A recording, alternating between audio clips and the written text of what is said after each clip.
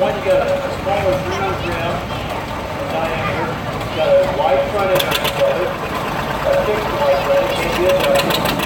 And the lower full top rack.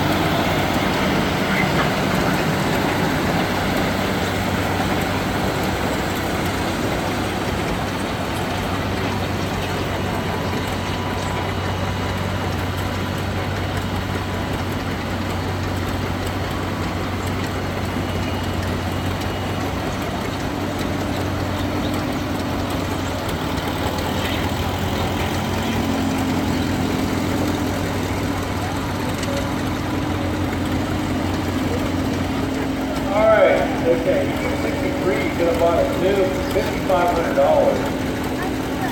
It's hard to find a used one like that in that kind of condition, that kind of thing. Typically they're bringing more like 7,000 and 8,000. Nice ones to bring more than that.